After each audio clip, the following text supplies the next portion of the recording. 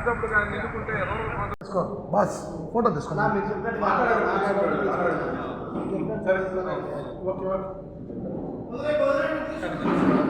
అది మనకు ఓకేనా.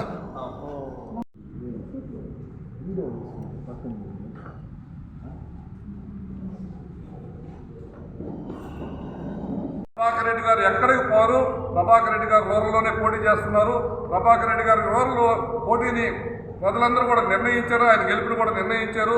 ఎందుకంటే 8 నెలల్లో 160 కోట్లు, 28వ డివిజను శాంతినగర్లో 30 సంవత్సరాల నుంచి అభివృద్ధి జరిగిన రోడ్డు వేస్తే ఆ చుట్టుపక్కల ఉండే ప్రాంతం ప్రజలందరూ కూడా అయ్యా నువ్వు కావాలి మాకు ఆదరణ ప్రభాకర్ రెడ్డి గారు నిన్ను మేము గెలిపించుకుంటాం అని చెప్పి, అదేవిధంగా అనేక ప్రాంతాల్లో 18 పంచాయతీల్లో 26 డివిజన్లో ప్రజలు ఎదురు చూస్తున్నారు ఆదాల ప్రభాకర్ రెడ్డి కోసం, ఆయన విజయం కోసం అని కూడా మేము ఈ పత్రికా ముఖంగా తెలియపరచుకుంటూ, ప్రభాకర్ రెడ్డి గారు ఏ పార్టీకి పాడు, ప్రభాకర్ రెడ్డి గారు జగన్మోహన్ రెడ్డితో ప్రయాణం చేస్తున్నాడు, ప్రభాకర్ రెడ్డి గారు రూరల్ నుంచి వైఎస్ఆర్ కాంగ్రెస్ పార్టీ అభ్యర్థిగా పోటీ చేస్తున్నాడని కూడా ఈ యొక్క పత్రికా విలేకరుల ద్వారా ప్రత్యేకించి అందరికీ తెలియపరచుకోవడం. దయచేసి మటుకు ఇటువంటి మైండ్ గేమ్లు, ఇటువంటి అబద్ధ ప్రచారాలు మటుకు రూరల్ ప్రజలు, జిల్లా ప్రజలు నమ్మొద్దని కూడా ఈ పత్రికా విలేకరుల సమావేశం ద్వారా మేము విన్నవించుకుంటున్నాం.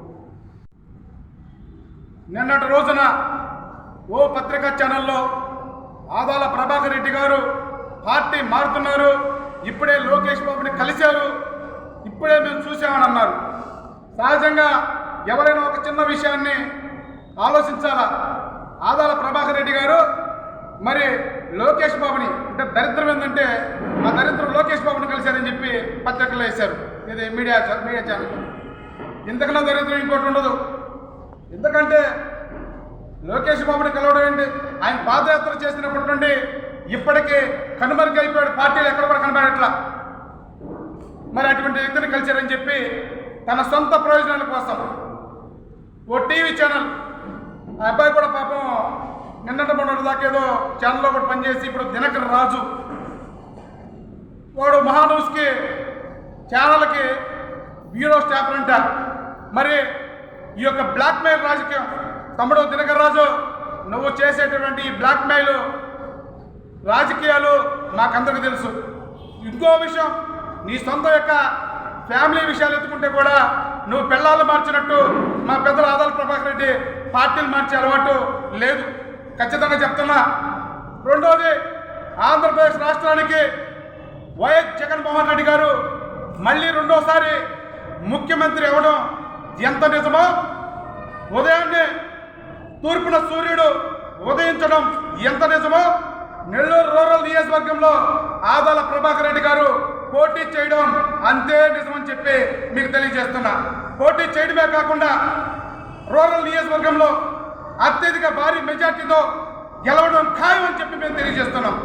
ఇదే ప్రెస్ మీట్ ఇప్పుడు చెబుతున్నా, మళ్ళీ 4 నెలల తర్వాత రూరల్ నియోజకవర్గంలో ఆదాల ప్రభాకర్ రెడ్డి గారు గెలిచిన తర్వాత మళ్ళీ ఇదే ప్రెస్ మీట్ పెడతాను.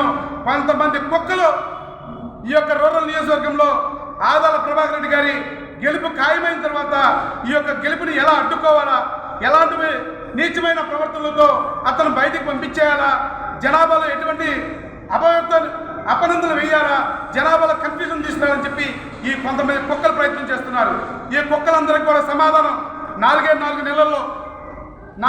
నెలల్లో నెల్లూరు రూరల్ ప్రజలందరూ కూడా ముక్త కంఠంతో భారీ విజయాన్ని అందించడానికి సిద్ధంగా ఉన్నారు.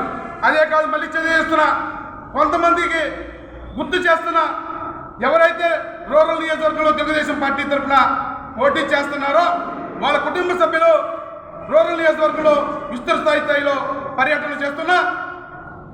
చేసే సందర్భంలో పలు గ్రామాల్లో రూరల్ నియోజకవర్గ పలు డివిజన్లో ప్రజల నుండి ఎదురైనటువంటి సమస్య ఏంటంటే, అమ్మా మేము 2 సార్లు వైఎస్ఆర్ కాంగ్రెస్ పార్టీ తరఫున పోటీ చేసే అవకాశం ఉన్నా ఆ వ్యక్తిని జగన్మోహన్ రెడ్డి గారిని మొహం చూసి గెలిపించాం, ఈసారి ఎట్టి పరిస్థితుల్లో మీ ఆయనకి మేము ఓటేసే ప్రసక్తే లేదు. మేము ఈ వీడియో కనుక మీకు నచ్చినట్లయితే లైక్ చేసి షేర్ చేయండి. మరిన్ని లేటెస్ట్ అప్డేట్స్ కోసం మా ఛానల్ ని సబ్స్క్రైబ్ చేయండి.